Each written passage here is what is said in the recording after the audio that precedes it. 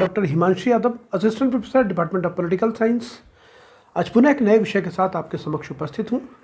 आज का जो हमारा विषय है वह विषय है मुगल कालीन प्रशासनिक व्यवस्था ने भारतीय प्रशासनिक व्यवस्था को क्या देन दी है। देखिए, किसी भी व्यवस्था को हम जब पढ़ते हैं उसमें कुछ खामियाँ, कुछ अच्छाइयाँ होती हैं और वह प्रशासनिक व्यवस्था कुछ ना कुछ नई प्रशासनिक व्यवस्था को देकर जाता है। तो ऐसा ही कुछ मुगल कालीन प्रशासनिक व्यवस्था में वो कुछ अच्छाइयाँ थी, वो कुछ प्रशासनिक एक जो वहाँ की व्यवस्था थी, उस व्यवस्था को आज हमने क्या है अडॉप्ट किया है। हम किसी व्यवस्था को पढ़ने के पहले अगर हम उसकी प्रशासनिक व्यवस्था की जो उस समय श्रृंखला चली आ रही थी राजा महाराजाओं की, उसके बारे में भी अगर हम थोड़ा सा अध्ययन करें, क्या सभी लोग उस काल में, उस खंड में, क्या सभी लोग उस तरह की व्यवस्था को फॉलो कर रहे थे? यह व्यवस्था क्यों ख़त्म हो गई? क्या वो व्यवस्था पहली बार में ही आ गई थी, या वो व्यवस्था अनवरत चलने वाली थी, या व्यवस्था कहीं बीच में आई थी और बीच के बाद एक समय तक चली, उसके बाद उसका अंत हुआ? तो बहुत सारे एक मन में प्रश्न उठते हैं, क्योंकि यह प्रशासनिक व्यवस्था है और हम सभी का एक सपना होता है कि इस प्रशासनिक व्यवस्था में जाने से पहले एक स्ट्रक्चर को हम जरूर समझें। तो बात करते हैं हम 1526। आपको याद होगा पानीपत का प्रथम युद्ध किसके बीच में लड़ा गया था, ये भी आपको पता है। इब्राहिम लोधी और बाबर के बीच लड़ा गया था। परास्त हुए थे इब्राहिम लोधी, और इब्राहिम लोधी के परास्त होते ही बाबर ने सल्तनत कालीन का अंत किया और मुगल काल का एक स्थापना की एक नींव रखी। लेकिन अब देखेंगे एक बहुत ही छोटा समय इनको मिला और उस छोटे समय में ये अपने आप को प्रथम युद्ध के बाद जिस ऊंचाई तक ले जाना था, शायद वो समय इन्हें न मिल पाया। लेकिन मुगल कालीन प्रशासनिक व्यवस्था को जब आप पढ़ेंगे, इसमें 19 राजाओं का, 19 कालों का एक तरह से आपको पूरा विवेचन मिलेगा। मैं इतिहास विषय का नहीं हूँ, मैं राजनीति विज्ञान विषय का हूँ, इसलिए इतिहास में बहुत ज़्यादा घुस के आपसे मैं बात नहीं करूँगा। लेकिन कुछ चीज़ें हैं, इस कालखंड को अगर आप पढ़ना चाहेंगे तो उसको दो भागों में आप बांट के पढ़ सकते हैं। एक उत्थान का काल और एक पतन का काल। अगर उत्थान के काल की आप बात करेंगे कि मुगल साम्राज्य के उत्थान का काल अगर आप देखेंगे तो उसे आप देख सकते हैं 1526 लेकर 1707 ईस्वी तक। और अगर आप पतन की बात करते हैं तो पतन का जो काल है वो 1707 ईस्वी से लेकर 1858 ईस्वी तक, इसका अध्ययन आप करते हैं। बाबर ने जो विजय रथ जो प्रारंभ किया था, वह विजय रथ बहुत लंबे समय तक नहीं चल पाया। उसका कार्यकाल केवल 4 वर्ष का था। 1526 ईस्वी से लेकर 1530 ईस्वी में ही उसकी मृत्यु हो गई। 1530 ईस्वी में जैसे उसकी मृत्यु होती है तो उसका पुत्र जो हुमायूं था, हुमायूं उसके उत्तराधिकारी के रूप में वो गद्दी पर बैठता है। जब वो गद्दी पर बैठता है, पानीपत के प्रथम युद्ध का जो विध्वंस लोगों ने जो झेला था, वो कहीं ना कहीं उनके जद्दोजहद और मन में था। पड़ोसी ताकतें जो थीं वो कहीं ना कहीं उस गद्दी पर राज करना चाहती थी। लेकिन क्या हुमायूं उन सबका सामना कर पाया? एक बहुत बड़ा प्रश्न उठता है। हुमायूं का अगर आप सारा जीवन देखेंगे, वह केवल अफगानों से लड़ने में ही उसका सारा जीवन व्यतीत हो गया। 1530 ईस्वी से लेकर 1540 ईस्वी तक वो लगातार इनसे युद्ध करता रहा। बीच का कुछ समय उसको बीमार रहा वो। उस बीमारी के बाद जब फिर से उभरा तो 1555 ईस्वी से लेकर 1556 ईस्वी तक उसने शासन किया। लेकिन उसमें भी अफगानों ने जब उस पर अटैक किया तो वो इतना ज़्यादा छलित हो चुका था, इतना ज़्यादा वो अंदर से टूट चुका था, उसने अपने प्राण त्याग दिए। इस तरह अगर देखेंगे तो बाबर के बाद हुमायूं, उसका पुत्र भी उत्तराधिकार के ख़त्म हो चुका था। लेकिन हुमायूं को जैसे आप देखेंगे, हुमायूं को जाते ही उसका जो अवयस्क पुत्र था, उसका नाम बड़े ही सम्मान के साथ, आप लोग तमाम सारी इस पर मूवी भी बनी है, जब आप उसको देखते हैं, जलालुद्दीन मोहम्मद अकबर, ये जो नाम आता है, यह गद्दी पर जब वो बैठता है, देखा जाए तो वास्तविक रूप से मुगल साम्राज्य का अगर वास्तविक संस्थापक देखा जाए तो यही वो अकबर है। इसी अकबर ने 1556 ईस्वी से लेकर 1605 ईस्वी तक सबसे ज़्यादा इसने एक लंबा शासन किया। इनके जो दादाजी थे, दादाजी का मतलब बाबर, बाबर ने पहला युद्ध लड़ा और अकबर साहब ने, पोते ने क्या किया, दूसरा युद्ध लड़ा। पानीपत का जब दूसरा युद्ध होता है, इस पानीपत के दूसरे युद्ध में विजय प्राप्त करते ही मुगल साम्राज्य का डंका बजने लगा और एक लंबा समय मिला। इसकी शासन व्यवस्था, प्रशासन व्यवस्था किस तरह की थी कि इतने लंबे समय तक इसने शासन व्यवस्था को किया, यही हमारा मुख्य उद्देश्य होगा। लेकिन पहले मैं इसकी तारतम्यता को पूरा कर लूँ। इसके बाद आप देखते हैं इनकी मृत्यु होती है। उसके बाद जहांगीर का शासन आता है 1605 से लेकर 1627 तक। शाहजहां आते हैं उसके बाद 1627 से 1658 ईस्वी तक। औरंगजेब आते हैं 1658 से 1707 ईस्वी तक। और उसके बाद के जितने भी आते हैं वो सब क्या होते हैं, बेकार होते हैं। वो निर्बल है, कायर है, आलसी है, भोगी हैं। वो तमाम तरह के लोग ऐसे थे, जिसमें अंतिम जो बादशाह था उसमें बहादुर शाह जफर, जिसको गद्दी से हटाकर अंग्रेज़ों ने, उसमें ब्रिटिश हुकूमत ने उसको जेल में, कारावास में डाल दिया था। ये एक पतन का इतिहास आपने नीचे देखा कि शाहजहां के जहांगीर के बाद से ये धीरे धीरे गिरना शुरू हुआ। और ये अकबर के समय ऐसा क्या था कि कोई भी व्यवस्था अपनी शासन व्यवस्था से, अपनी प्रशासन व्यवस्था से, अपनी सैन्य क्षमता से, अपने टैक्सेस से वह अपना एक नाम कमाती है। वही उसका कारण था, वही अकबर का कारण। अकबर ने अपनी जो छाया थी उसे उन्होंने दक्षिण भारत तक बढ़ा दी।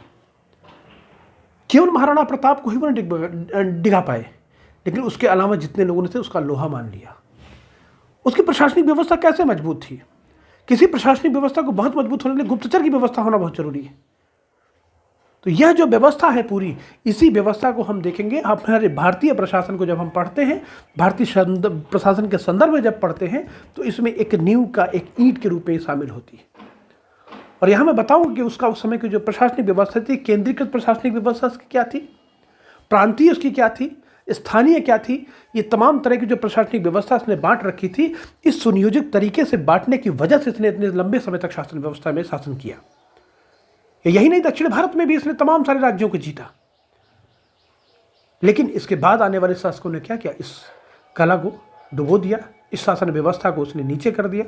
तो ब्रिटिश हुकूमत के आने के बाद किस तरह इस शासन, उसने अपनी नई शासन व्यवस्था को उसने चालू किया। लेकिन वह जो प्रशासनिक व्यवस्था थी वह आज भी कहीं ना कहीं हमारे भारतीय प्रशासन में वह देखने को मिलती है, उसका स्वरूप देखने को मिलता है। तो इसी विषय पे हम आज आपसे बात करेंगे। आइए बहुत ज़्यादा समय लेते हुए सीधे अपने बोर्ड पे चलते हैं। आइए हम सभी लोग अब पढ़ते हैं आज मुगल कालीन प्रशासनिक व्यवस्था के बारे में। मुगल कालीन प्रशासनिक व्यवस्था। देखिए, एक्चुअली मुगल कालीन प्रशासनिक व्यवस्था किस आधार पे चल रही है? पहली बात तो देखिए, एक चीज़ दिमाग में बैठा लीजिए, मुगल कालीन प्रशासनिक व्यवस्था है तो सैयद का जो कानून होगा इसी के आधार पे चलेगी, कुरान के आधार पे आधारित होगी, कुरान के आधार पे आधारित होगी। और जब सैयद और कुरान के आधार पे आधारित होगी, क्या किसी धर्म में आप चाहे गीता को पढ़ें, चाहे बाइबल को पढ़ें, चाहे कुरान को पढ़ें, किसी भी धर्म ग्रंथ को अगर आप पढ़ते हैं तो कहीं भी उसमें अहिंसा की बात नहीं कही गई है, कहीं पर उसमें चोरी की बात नहीं की गई है। हमेशा मानव में सद्भाव, सद्प्रेम की बात की गई है, अपने धर्म को ऊपर उठाने की बात की गई है। इतनी ही बातें मुझे लगता है कि सभी ग्रंथों का अगर निचोड़ देखा जाए तो वो यही है। तो यहाँ पर अगर आप इनकी व्यवस्था को देखेंगे, कुरान से अगर कोई व्यवस्था को ली जा रही तो इसका मतलब है कि यह भी जो व्यवस्था होगी ये कहीं ना कहीं शासन व्यवस्था को, समाज के कल्याण को, जन कल्याण को ध्यान में रख के ऐसी एक व्यवस्था का निर्माण किया जा रहा होगा। वर्तमान संदर्भ में अगर आप देखेंगे कि किस तरह हम इसको जोड़ के देख रहे हैं, देखिए उस समय जो एक शब्द होता है साम्राज्य, साम्राज्य की बात आप कर रहे होंगे, वो लोग सूबे की बात करेंगे, सूबे की बात करेंगे, लोग बात करेंगे सरकार की, सरकार की बात करेंगे, लोग बात करेंगे सरकार की बात, देखिए बात करेंगे परगना की, परगना की बात करेंगे, लोग बात करेंगे गांव की, गांव की बात करेंगे। यही बातें होती सब में। अगर आप देखेंगे यहाँ जो साम्राज्य है, मैं देखिए बहुत अभी इसकी विशेषताओं के बारे में बाद में आऊँगा, पहले एक स्ट्रक्चर आपके दिमाग में आ जाए।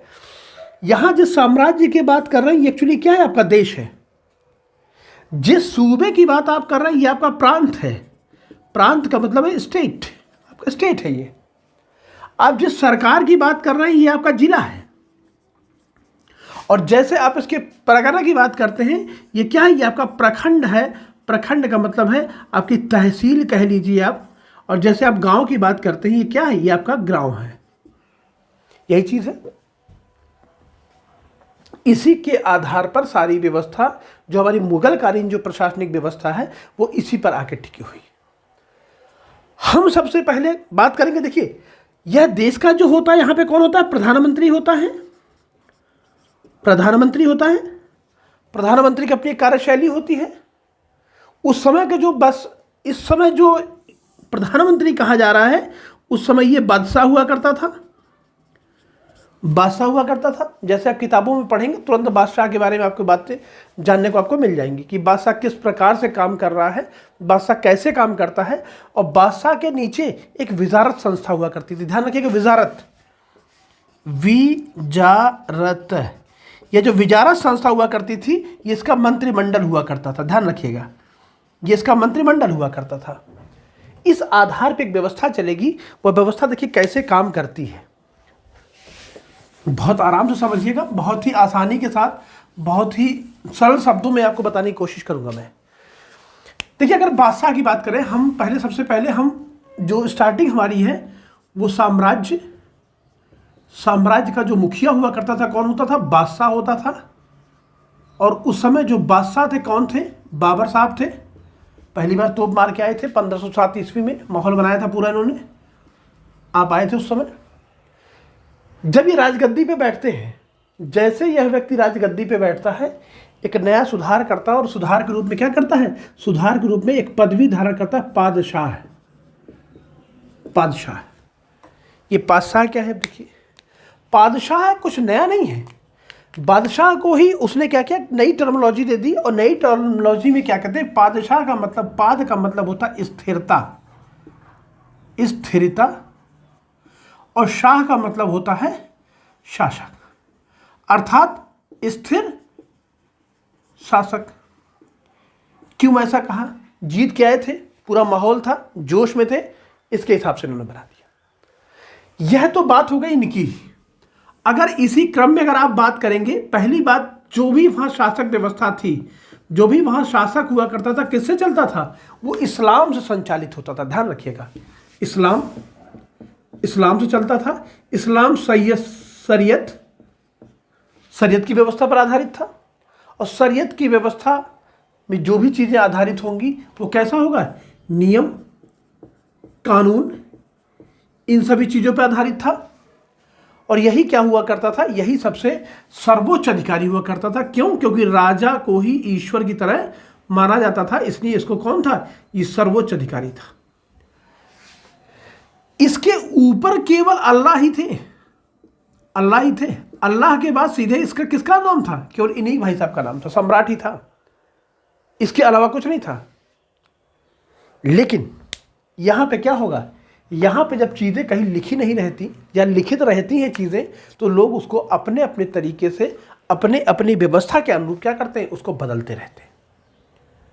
लिखा था यहाँ पे लिखा हुआ था कि उत्तराधिकार के आधार पर शासन व्यवस्था चलेगी। ध्यान दीजिएगा, उत्तराधिकार के आधार पर राजा का बड़ा लड़का ही क्या कहते हैं चलेगा। क्यों? क्योंकि अगर आप मौर्यकालीन प्रशासनिक व्यवस्था में देखेंगे तो यही व्यवस्था चली आ रही थी।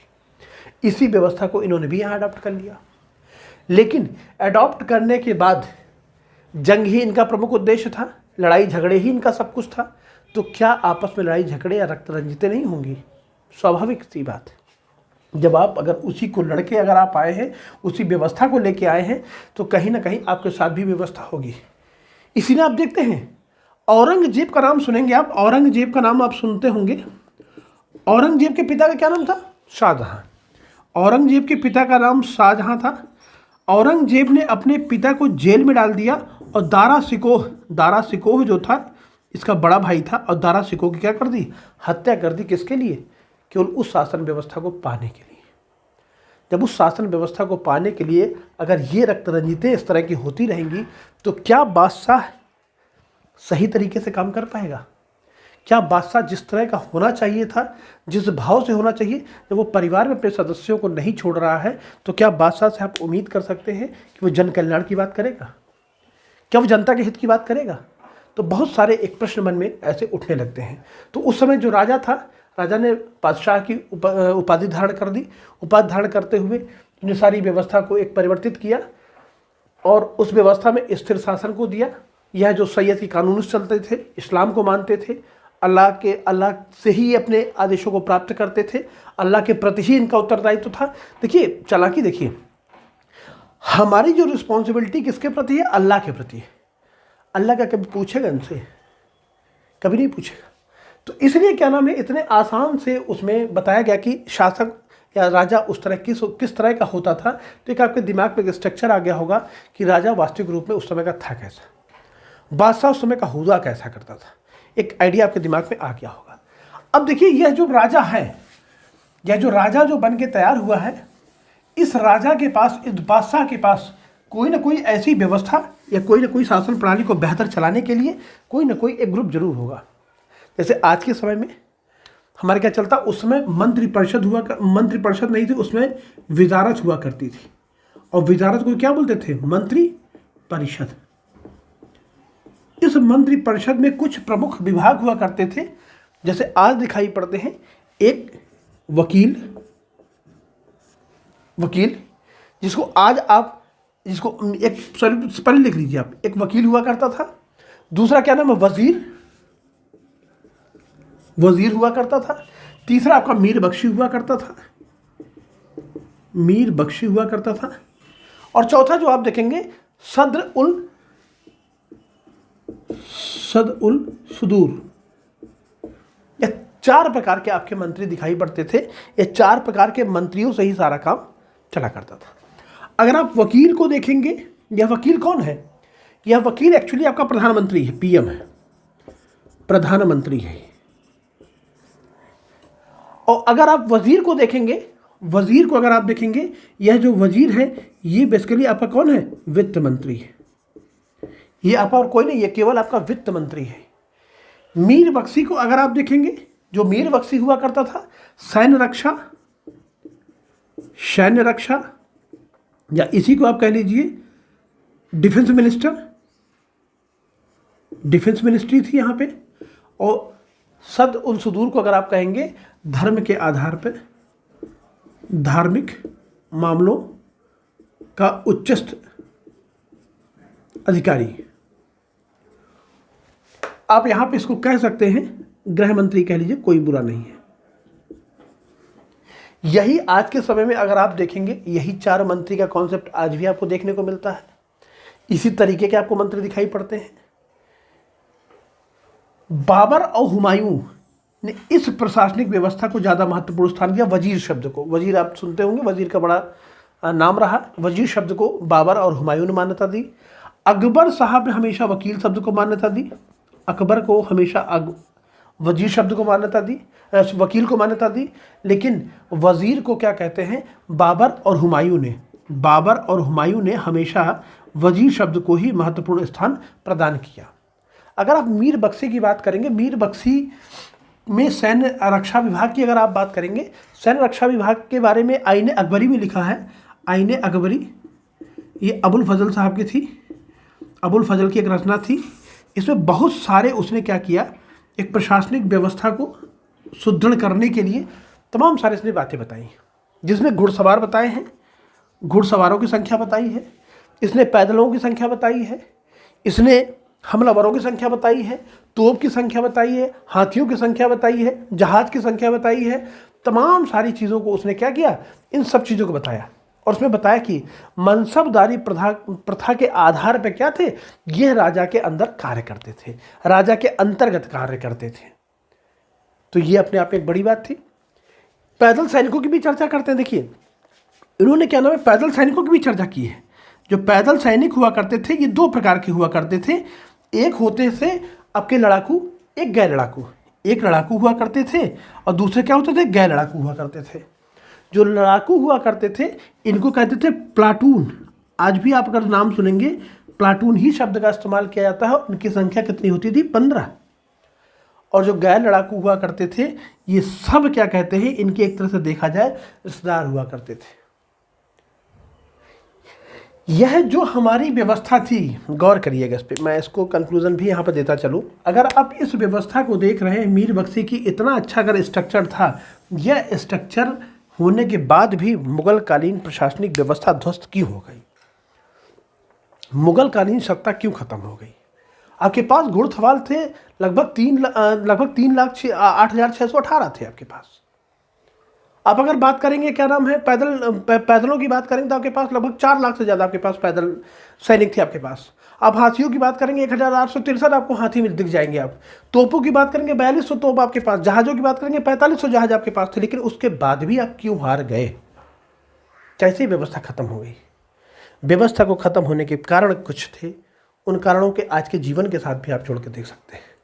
पहला कारण था, अगर देखेंगे आप, तो विलासिता का जीवन था उनके पास, प्रशिक्षण का भाव था, मनसबदारी की प्रथा थी, और विलासिता के जीवन में ये था कि उनके साथ नृत्य करने के लिए, भोग विलास, मदिरा पान, तमाम सारी चीज़ों के लिए जब वो ये कहीं युद्ध करने जाते थे तो सारी चीज़ें एक साथ लेके चला करते थे, और वह विलासिता का जो जीवन का, जो जीने का उनका एक आधार था, उस आधार ने क्या किया, गर्त तक पहुंचा दिया। तो इस गर्त तक पहुंचाने के पीछे यह जो व्यवस्था थी, यह व्यवस्था अपने आप खत्म हो गई। कुछ और भी इंपॉर्टेंट इसमें पद हुआ करते थे, उन पद की भी मैं चर्चा करता हूं कि बेसिकली आपके पास वासा जो था, उसके पास मंत्रिपरिषद में 4 लोग केवल उसमें हुआ करते थे, आपके वकील, वजीर, मीर बख्शी और सल उद सुदूर। इसमें एक प्रधानमंत्री की भूमिका में, एक आपके वित्त मंत्री की भूमिका में, डिफेंस मिनिस्टर की भूमिका में और गृह मंत्री की भूमिका में लोग काम किया करते थे। किसी भी व्यवस्था को जानने, समझने और उसके पैमाने को, उसके स्तर को समझने के लिए 2 चीज़ें बहुत ज़रूरी है बेटा। एक तो क्या कहते हैं, वहाँ की न्याय व्यवस्था क्या है, न्याय प्रणाली कैसी है। इस न्याय प्रणाली को अगर आप समझ लें तो वह आपको समझ में आ जाएगी व्यवस्था कैसी है। दूसरी चीज़, वहाँ राजस्व का क्या खेल है, राजस्व व्यवस्था कैसी है। इसी 2 व्यवस्था के आधार पर आप उसकी मुगलकालीन प्रशासनिक व्यवस्था की सुंदरता को आप और समझ पाते हैं। अगर हम बात करते हैं न्याय प्रणाली की या न्याय व्यवस्था की, अगर आप बात करते हैं तो जैसे आप न्याय व्यवस्था की बात करेंगे तो न्याय व्यवस्था को एक्चुअली उस समय कहा जाता था काजी उल कुजात, काजी उल कुजात। काजी शब्द वर्तमान समय में भी आपको देखने को मिलता है, सुनने को मिलता है। काजी शब्द न्याय विभाग का सबसे सर्वोच्च अधिकारी हुआ करता था, न्याय विभाग का सर्वोच्च अधिकारी होता था, इसे काजी उल कुजात कहा जाता था। और यह जो काजी शब्द है वर्तमान समय में भी आप आजकल देखते हैं, यह तमाम जगहों पे आपको सुनने को मिल जाता है। एक्चुअली प्रश्न ये उठता है कि यह जो व्यवस्था है, न्यायिक व्यवस्था है, यह न्यायिक व्यवस्था अगर बेहतर आपकी होगी तो समाज में आपकी लोकप्रियता क्या होगी, बढ़ेगी। लेकिन अगर आप मुगल काल को जब आप पढ़ेंगे तो केवल 2 ही व्यक्तियों की जो क्या नाम न्याय व्यवस्था है वो बेहतर मानी जाती है। एक जहांगीर साहब की मानी जाती है, न्याय के लिए न्याय प्रेमी माने जाते थे।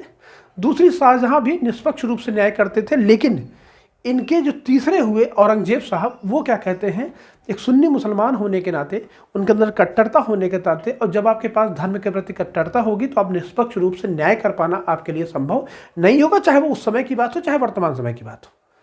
तो उस समय की जो बातें आप ध्यान करेंगे, रखिएगा, अपने दिमाग में आप रखिएगा, जहांगीर का नाम और शाहजहां का नाम ये अच्छे में, और औरंगजेब साहब का नाम क्या है, बुरे में था। क्या उस समय भारतीयों की संख्या ज़्यादा थी, हिंदुओं की संख्या ज़्यादा थी? क्या उस दशा में इनके साथ क्या व्यवहार सही होता था या उचित न्याय मिल पाता था या नहीं? कभी अगर ये प्रश्न उठता है तो उस प्रश्न का आप दिमाग अपने ज़रूर जहन में ज़रूर रखिएगा कि उस समय जो व्यवस्था, जो न्याय की व्यवस्था थी, वो बहुमत के आधार पर थी, और भारत में हिंदुओं का जो बहुमत था वो बहुत ज़्यादा था। उस बहुत ज़्यादा होने के नाते कभी भी इनके साथ दुर्व्यवहार कर पाना ये संभव नहीं था। इसलिए क्या कहते हैं, ये जिनकी जो व्यवस्था थी वो बहुमत के आधार पे, सैयद के नियम कानून के आधार पर हमेशा इन लोगों ने न्याय व्यवस्था को बेहतर रखा, इसलिए इतने लंबे समय तक ये शासन कर पाए। आप बात करेंगे राजस्व व्यवस्था। राजस्व व्यवस्था वहाँ की कैसी थी? राजस्व व्यवस्था का जैसे आपके पास नाम आएगा, 2 नाम अपने दिमाग में बैठा लीजिएगा। यह व्यवस्था किसने स्थापित की? तो शेर शाह सूरी साहब ने ये व्यवस्था स्थापित की। इस व्यवस्था को स्थापित करने में एक भू राजस्व व्यवस्था का जो नाम आता है, ये एक्चुअली 1582 ईस्वी में राजा टोडरमल, ध्यान रखिएगा, राजा टोडरमल के द्वारा एक व्यवस्था बनाई गई, और ये भू राजस्व व्यवस्था का सबसे बेहतर एग्जाम्पल माना जाता है, जो भारत में आज भी एज इट इज़ को स्वीकार कर लिया गया। ये क्या है?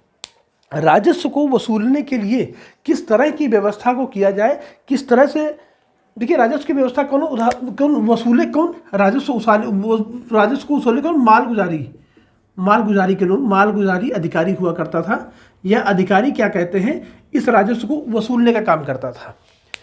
यह जो वसूलना, पहले यह था कि भाई ऐसा कोई दबाव ना आए, ऐसा कोई शेरशाह सूरी ने काम किया कि ऐसा कोई दबाव ना आए कि लोग खुशी से टैक्सेस दें, राजस्व खुशी से दें। उसके जब टोडरमल साहब ने कुछ नियम कानून बनाए तो उन्होंने बताया कि जो भूमि है उसकी पहली बात, कृषि योग्य भूमि से ही केवल टैक्स लिया जाए। बताया कि ज़मीन की जो पैमाना होना चाहिए, ज़मीन का जो नाप होना चाहिए वो कृषि योग्य भूमि का ही होना चाहिए। उन्होंने बताया कि ज़मीन की जो श्रेणियाँ हैं उनको कई सारी श्रेणियों में बांटिए आप, उपजाऊ ज़मीन, कम उपजाऊ ज़मीन, बंजर ज़मीन, ऊसर ज़मीन, सबको अलग अलग उसमें कर दिया। और जो कर है वो उत्पादन के हिसाब से हो, वो उत्पादन के हिसाब से जब लिया जाएगा तो क्या है कि प्रत्येक व्यक्ति को कर देने में, कर में चोरी करने में वो अपने आप को पीछे नहीं रखेगा, कर में चोरी नहीं करेगा। क्यों? क्योंकि उसके साथ जो हम भाव जो हमारा लेने का है वो क्या है, वो कृषि योग्य अगर भूमि है, आपकी पैदावार अच्छी तो आपको टैक्सेस देना पड़ेगा, और देना पड़ेगा तो नियमतः आप उतना ही टैक्स दे रहे हो जितना आपकी पैदावार हुई है। इस प्रथा को और सरल बनाने के लिए इन्होंने क्या किया कि सूबों में व्यवस्था को बांटा। ये केंद्रीकृत व्यवस्था, देखिए ध्यान रखिएगा, सूबों की व्यवस्था थी। सूबों से क्या कहते हैं, इन्होंने सरकारों की व्यवस्था की, और सरकारों की व्यवस्था करने के बाद ये परगनों में चला गया, ये परगनों में चला गया, और परगनों से गांव में चला गया। यहाँ के माध्यम से जो राजस्व अधिकारी, सहायक जो राजस्व अधिकारी हुआ करते थे, यहाँ से क्या कहते हैं, ये लोग टैक्सेस को वसूल करते थे। ये व्यवस्था इसलिए अपने आप में बहुत अच्छी बनी रही, लेकिन ये व्यवस्था धीरे धीरे क्या हुई, ये व्यवस्था धीरे धीरे सक्षम अधिकारियों की वजह से क्या हुआ, खराब होने लगी। क्योंकि जब उच्च अधिकारी हुआ करते थे तो निरपेक्ष रूप से वो जमीन का सही मूल्यांकन और आकलन करते थे, लेकिन जब देश काल और परिस्थितियां बदली, मौसम का परिवर्तन हुआ, मौसम के परिवर्तन के बाद उपजाऊ भूमि जो थी उसकी उर्वरकता जब घटती गई, उस घटने के हिसाब से टैक्सेस को नहीं घटाया गया, और एक समय ऐसा आया कि सक्षम अधिकारियों के द्वारा उनके ऊपर दबाव देकर अनावश्यक के जब धन उगाही का कार्यक्रम होने लगा तो ये व्यवस्था क्या हुई, खराब हो गई। इसी में अगर जमींदारी प्रथा को भी आप देखेंगे, जमींदारी प्रथा जो आपको देखने को मिलती है, जमींदारी प्रथा देखिए, जमींदारी प्रथा कैसे होती थी देखिए। एक्चुअली दो तरह के लोग होते थे, एक भारतीय और एक गैर भारतीय। दो तरह के लोग थे, एक भारतीय और एक गैर भारतीय। जो लोग और गैर भारतीय कौन थे देखिए, जो अरब और फारस, अरब से और फारस से जो लोग यहाँ के निवासी थे और हमारे देश में सिंध प्रांत में आए थे वो भारतीय कहलाते थे। और जो तुर्क तारतार, यह तो दो राष्ट्रों से, दो जगहों से जो आए थे, ये गैर भारतीय थे। ये व्यवस्था बनाई गई। इसमें यह दिया गया कि इनको जो जमींदारी प्रथा है, जमींदारी प्रथा के आधार पर जब यह लोग आएंगे, इनको हम उस समय तो शासन व्यवस्था देंगे, उस समय तो उनको हम जागीरें दे देंगे, लेकिन जब इनकी मृत्यु होगी, यह जागीरें यहाँ से खत्म होकर उत्तराधिकार के आधार पर किसी दूसरे को परिवार में नहीं जाएंगी, वह पुनः किसके पास चली जाएगी, राजा के पास चली जाएगी। और राजा फिर उसको सुनिश्चित करेगा मुझे किसे देना है और किसे नहीं देना है। जब इस तरह की प्रथा अगर आ जाएगी तो क्या लोग अपने वर्चस्व को बना पाएंगे? नहीं बना पाएंगे। अपने वर्चस्व को लोग नहीं बना पाएंगे और हमेशा राजा के ही अधीन रह के सारे लोग कार्य कर रहे होंगे। तो हमारा जो एक केंद्रीकृत व्यवस्था थी, केंद्रीकृत व्यवस्था को हमने इस प्रकार से समझा कि उसमें वित्त मंत्री काम कौन कर रहा था, डिफेंस मिनिस्ट्री काम कौन रहा था, न्याय विभाग का काम कौन कर रहा था, राजस्व वसूली काम कौन कर रहा था। ये सारा एक स्ट्रक्चर उनका जो मंत्रिपरिषद जो उन्होंने बना रखी थी, वजारत जो बना रखी थी, उस वजारत के अधीन से हमने रहकर इन सारी बातों पे हमने बात की है। अब हम आगे जो चर्चा करेंगे वह चर्चा हमारी होगी प्रांतीय प्रशासनिक व्यवस्था इनकी कैसी थी, प्रांतीय प्रशासनिक व्यवस्था कैसी थी। उसके बाद हमें स्थानीय प्रशासनिक व्यवस्था की हम चर्चा करेंगे। बात कर रहे थे प्रांत की, बात कर रहे थे प्रांतीय शासन व्यवस्था इसकी कैसी थी, प्रशासनिक व्यवस्था इसकी कैसी थी। तो प्रांत को ये उस समय कहा जाता था, प्रांत को बांटा गया था सूबा में, ध्यान रखिएगा, सूबा में बांटा जाता था। इसका जो मुख्य अधिकारी हुआ करता था ये सूबेदार हुआ करता था, सूबेदार ही इसका क्या होता था, मुख्य अधिकारी हुआ करता था। प्रांत का मतलब है कि राज्य, सूबा राज्य कह रहे हैं, राज्य का मतलब होगा कौन, सीएम बैठेगा यहाँ पे, मुख्यमंत्री बैठेगा, तो सूबे का अधिकारी कौन होगा, मुख्यमंत्री होगा। सीधी सी बात है, दिमाग में उसको बैठा लीजिए। एक चीज़ और देखिए, जब इसको अगर आप सूबे को अगर मुख्यमंत्री बना रहे हैं, इसका मतलब है यह सीएम जो यहाँ पे सूबेदार बनाया जा रहा है, पहली बात ये राजा के किससे होगा, राजा के ही खानदान से होगा।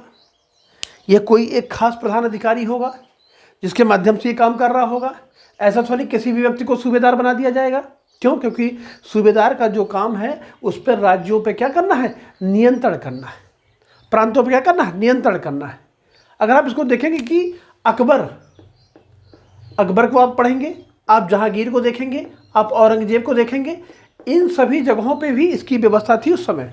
अगर आप अकबर को देखेंगे तो वहाँ पे लगभग अकबर से पहले यहाँ पे 12 सूबों की व्यवस्था थी और अकबर के बाद यहाँ पे लगभग 15 सूबों की व्यवस्था हो गई। आप जहांगीर को देखेंगे, जहांगीर में 18 सूबों की व्यवस्था थी। आप शाहजहां में देखेंगे, शाहजहां को देखेंगे, यहाँ पे 21 सूबों की व्यवस्था थी। और औरंगजेब के समय जब आप आते हैं तो औरंगजेब के समय सबसे ज़्यादा व्यवस्था कितनी थी, 23 थी। ध्यान रखिएगा, ये 23 तरीके के क्या कहते हैं उसमें प्रांतों की व्यवस्था थी। और ये प्रांत के जो उच्च अधिकारी होंगे कहाँ से होंगे, वो खानदान से होंगे, वो राजा के कुल से होंगे। और राजा के कुल होने से क्या होंगे, वो ईमानदार होंगे, प्रशिक्षित होंगे। जितनी अच्छी अच्छी बातें हो सकती हैं वो सारे के सारे गुणों किसमें होंगे, इसमें निहित होंगे। इसमें धन को इकट्ठा करने के लिए एक वित्तीय अधिकारी की भी बात की गई है, जो उस समय अगर आप देखिए व्यवस्था क्या है, केंद्र में किस तरह चल रहे थे, स्टेट में किस तरह चल रहे थे, गांव में किस तरह चल रहे थे, प्रांतों में किस तरह चल रहे थे। यहाँ पे जब आप व्यवस्था को देखेंगे, अगर आप वजीर को, आपको मैंने बताया था वजीर धनुगाही काम करता था। वजीर यहाँ पे धनुगाही काम करता था। यहाँ पे धनुगाही काम कौन करेगा, यहाँ पे एक दीवान हुआ करते थे, सूबे में दीवान रखे गए। दीवान क्या करते थे, धनुगाही काम करते थे। और यहाँ पे वजीर काम करते थे। यहाँ कौन करता था, यहाँ पे इसको, अगर गांव में आप जाएंगे तो यहाँ पटवारी करता था। व्यवस्था क्या है, नीचे से लेके ऊपर तक, यहाँ सम्राट है, यहाँ राजा है, इसके बीच में क्या कहते हैं आपका वजीर है, इसके बीच में आपका क्या नाम है, दीवान है, इस सबसे नीचे आपका कौन है, पटवारी है। इसी के माध्यम से क्या होगा, धन उगाही, क्योंकि राजस्व ही तो सबसे महत्वपूर्ण था। राजस्व भी तो सारी व्यवस्था को इकट्ठा करनी थी। सैन्य अधिकारी की अगर आप बात करेंगे, सरकार जिला में अगर एक व्यवस्था थी फौजदारी की, फौजदार की जो व्यवस्था थी, फौजदार कहाँ से आए थे, ये सैन्य व्यवस्था के क्या होते थे, अधिकारी हुआ करते थे। इसकी नियुक्ति कौन करता था, इसकी नियुक्ति शासक खुद करता था। क्यों? क्योंकि ये खास शासक के कौन होते थे, खास लोग हुआ करते थे। ये व्यवस्था कहाँ पे थी, ये व्यवस्था आपको केंद्र में दिखाई पड़ रही थी। इसी व्यवस्था को अगर आप नीचे आएंगे, प्रांतों में सिकरदार के नाम से जाना जाता था इनको, कि सिकरदार की एक व्यवस्था थी। और नीचे जाएंगे, मुकद्दम, चौधरी, खुद तमाम गांव की व्यवस्थाएं थी वो। तो ये जो प्रशासनिक व्यवस्था आप देख रहे हैं, उस समय जो व्यवस्था दिखाई दे, प्रांतों में जो दिखाई दे रही थी, वो सूबे की व्यवस्था थी। उस समय भी वहाँ पर सूबे को प्रांतों में बांटा गया था, मुख्यमंत्री के रूप में बांटा गया था। वहाँ पर दीवान जो हुआ करते थे वो क्या थे, एज ए डीएम थे, वहाँ पे जिलाधिकारी के रूप में काम करते थे जिलों में। और वहाँ से वित्तीय संचलन करके क्या करते थे, ऊपर की तरफ धनुगाही करके भेजा करते थे। वित्तीय अधिकारी हुआ करता था दीवान। अगर आप इसी में प्रांत के बाद स्थानीय की भी चर्चा कर देते लगे हाथ, क्योंकि स्थानीय में कुछ एक्चुअली है नहीं, बहुत छोटा सा केवल है। जो उसका प्रमुख सैन्य अधिकारी हुआ करता था, यहाँ सिकरदार हुआ करता था। सिकरदार ये प्रमुख सैन्य अधिकारी हुआ करता था। और यहाँ पे 3 स्ट्रक्चर और आपको मिलेगा गाँव में। एक मुकद्दम, नोट कर लीजिए आप,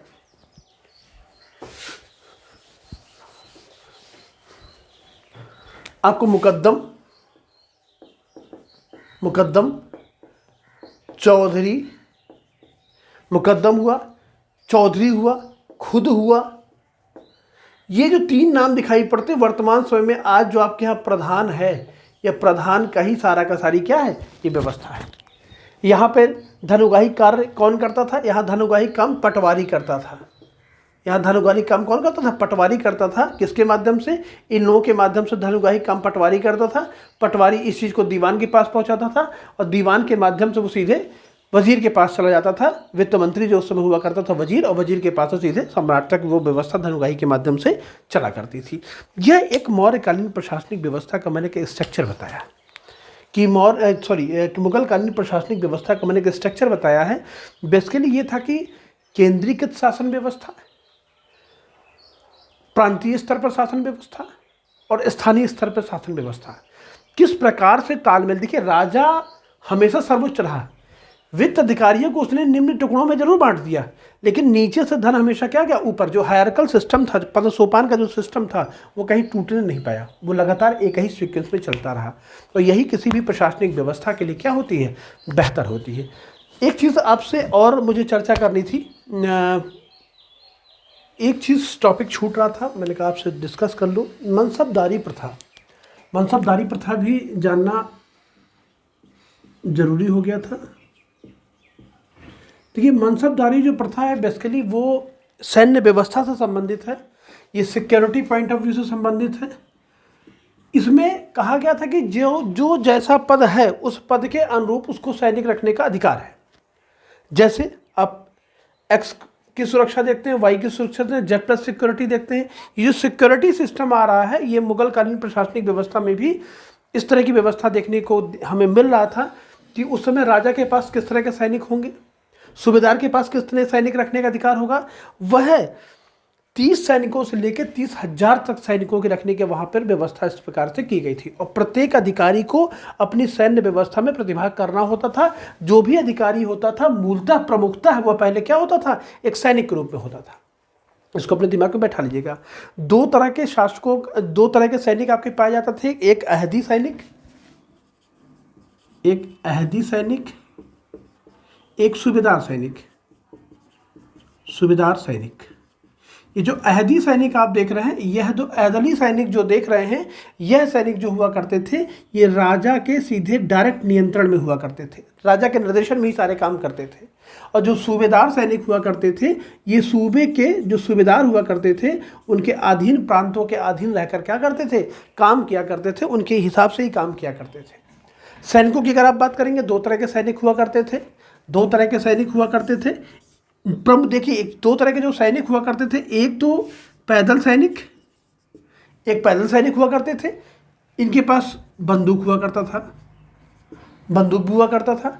कुछ के पास शमशीर, पैदल सैनिक, और दूसरा शमशीर सैनिक, शमशीर सैनिक। यह जो बंदूक है तो बंदूकीय हो गए, लेकिन शमशीर सैनिक वाले कौन हुआ करते थे, इनके पास तलवार होती थी और तलवार के माध्यम से युद्ध किया करते थे। बंदूकी सैनिक और शमशीर सैनिक, शमशीर का मतलब तलवार के साथ जो लोग चलते थे, तलवार जिनके पास हुआ करती थी वो क्या कहते हैं, शमशीर सैनिक कहलाया करते थे।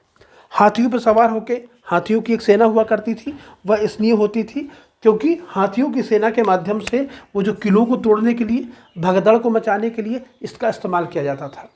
तोप खाने की व्यवस्था हुआ करती थी। वहाँ जलमार्ग की भी एक सैनिक की व्यवस्था हुआ, जलमार्ग के माध्यम से अगर आक्रमण करना हो तो ये व्यवस्था। लेकिन एक प्रश्न उठता है मन में, सबसे प्रमुख और सबसे मुख्य सैनिक किसे माना जाए? हाथी को माना जाए, पैदल वाले को माना जाए, नौसेना को माना जाए, किसको माना जाए? एक सवाल उठता है ना मन में। तो ये दिमाग में रखिए, कभी अगर ये सवाल आता है तो सबसे जो प्रमुख और सबसे मुख्य जो सैनिक माने जाते थे वो माने जाते थे घुड़सवार। यही सबसे प्रमुख सैनिक हुआ करते थे, और ये सारे घुड़सवार किसके थे? राजा के नियंत्रण में हुआ करते थे। राजा के माध्यम से ही क्या कहते हैं ये संचालित होते थे, राजा के माध्यम से ही गवर्न हुआ करते थे। हम राजस्व व्यवस्था की थोड़ी सी बात कर लें कि वहाँ पे राजस्व व्यवस्था जो थी वो राजस्व व्यवस्था किस आधार पे काम करती थी, वो उनके आय के क्या स्रोत थे, वो थोड़ा सा चर्चा और कर लूँ। मनसबदारी प्रथा आप, मुझे लगता है कि आपको समझ में आ गई होगी। प्रत्येक सैनिक को रखने का जो अधिकार था, जो वर्तमान समय में हम X security, Y security, Z plus security की जो बात करते हैं, वो सारी बातें कहाँ से निकल के आती हैं? यहीं से निकल के आती हैं।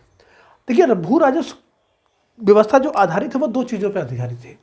एक तो जब्त प्रणाली पर आधारित है, दूसरी तहशाला प्रणाली पर आधारित है। ये अकबर के शासन व्यवस्था के समय यह देखने को हमको स्पष्ट रूप से दिखाई पड़ती है। भूमियों के प्रकार भी बताए गए कि वहाँ भूमि कितने प्रकार की होगी। भूमि को वहाँ पर 4 प्रकार से बताया गया है, 4 प्रकार की भूमियों की चर्चा की गई है। पहला अगर आप प्रकार देखेंगे, पोलक भूमि। पोलक भूमि वह भूमि होगी जहाँ पर हर वर्ष भर खेती होगी, सबसे उपजाऊ भूमि होगी। ध्यान रखिएगा, सबसे उपजाऊ भूमि, साल भर लगातार उस पर क्या कहते हैं, खेती होगी। एक होता है परती भूमि या परत भूमि, यह जो होगी इसमें 1 वर्ष के अंतराल पर इस पर खेती होगी, एक वर्ष के अंदर। एक होता है चाचर भूमि। चाचर भूमि जो होता है ये 3 वर्ष के अंतराल पर इस पर खेती होगी। और एक होता है बंजर भूमि। बंजर भूमि क्या होता है, 5 से 10 वर्षों के पश्चात इस पर खेती का एक पैमाना निकलता है। ये भूमि का प्रकार देखिए बता क्यों रहा हूँ। भूमि के प्रकार बताने का कारण ये है कि टैक्सेस जो हैं, जो राजस्व हम वसूली करेंगे, यह राजस्व व्यवस्था जो टोडरमल की थी, उस टोडरमल ने इस तरह की व्यवस्था बना रखी थी, एक कैटेगरी कर बना रखी थी, पोलक, परती, चाचर, बंजर भूमि, कितना हमको इससे कर लेना है, कितना इससे हमें टैक्स वसूलना है, ये उसने एक व्यवस्था बना रखी थी। किसान भी जो थे, किसानों के भी 3 प्रकार हुआ करते थे उस समय। किसान भी 3 प्रकार के हुआ करते थे। कुछ लोग अपने क्षेत्र में जो रह के काम किया करते थे उसे खुद ही बोलते थे। कुछ लोग जो बाहर से आया करते थे, मतलब बाहर का मतलब कि दूसरे के खेतों में जाके काम किया करते थे, उसको पाली बोलते थे। और कुछ लोग ऐसे थे कि जो पूरे एक शहर से माइग्रेट होकर उसको मुजाहिर बोलते थे, मुजाहिर बोलते थे। ये 3 प्रकार के खुदी और क्या नाम है आपका पाली और मुजाहिर, ये 3 तरह के आपके पास किसान हुआ करते थे, या किसान आपके उस क्षेत्र में अपने कार्य को किया करते थे। देखिए ये तो आपके लिखने की चीज़ें हो गई, मैं इसलिए भी आपसे डिस्कस कर दूं। कभी कभी शॉर्ट क्वेश्चन जीएस में जो आता है यहाँ से जो सवाल उठते हैं वो सवाल आपको बता दूं। एक तो जो मैंने नाम अभी आपको बताया कि न्याय व्यवस्था में क्या है, वित्त मंत्री किसके लिए है, सर्वोच्च अधिकारी कौन है, गांव का सबसे प्रधान, सबसे छोटा चौधरी किसे बोलते हैं, ये जो सारी चीज़ें थी, इन बातों पे तो आप डिस्कस करते हैं। लेकिन वहाँ पर कुछ सिक्कों का प्रचलन उसमें बहुत तेज़ी के साथ हुआ था। कुछ सिक्कों के बारे में आपको बता दूँ।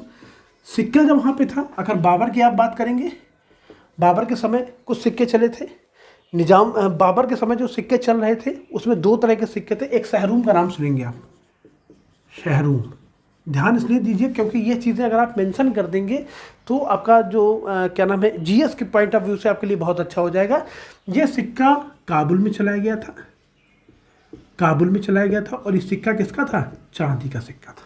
पहली बार जीते थे, नया नया दिमाग में इनको था कि कुछ ना कुछ हम नया एक व्यवस्था सुचारू कर दें, कुछ लोग हमें जाने, इसलिए इन्होंने इस तरह की व्यवस्था कर दी।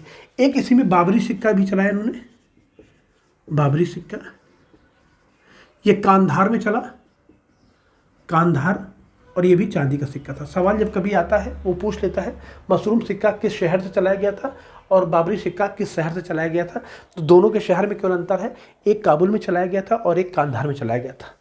एक आया निजाम शाह भिस्ती, निजाम शाह भिस्ती,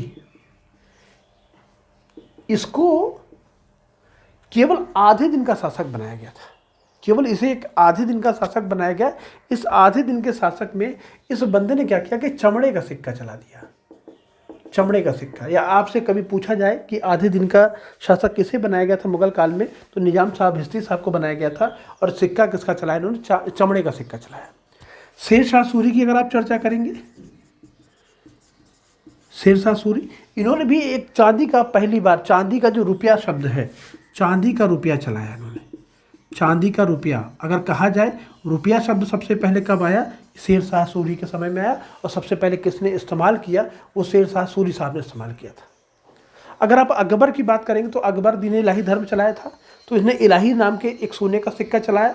एक जहादी नाम का एक चांदी का सिक्का भी चलाया, जहादी नाम के चांदी का सिक्का चलाया उसने। और उसने क्या कहते हैं कि एक जहांगीर जब आए तो जहांगीर ने भी अपने सिक्कों में अपना ही चित्र बनवा दिया। ध्यान रखिएगा, जहांगीर एकमात्र ऐसा शासक है, जहांगीर एकमात्र ऐसा शासक है जिसने अपने ही सिक्कों पर अपना ही चित्र क्या किया?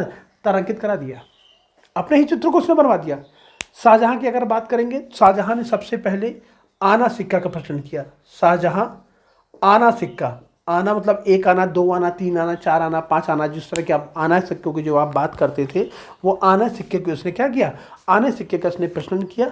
और अगर आप औरंगजेब की बात करेंगे, औरंगजेब जैसा कि आपको पता है कि यह व्यक्ति क्या कहते हैं, धर्मप्रिय नहीं था, ये कट्टरता था इसके अंदर। तो इसने क्या किया? कलमा से सिक्कों को, जो कलमा खुदा हुआ करता था, उसको पूरा हटा दिया।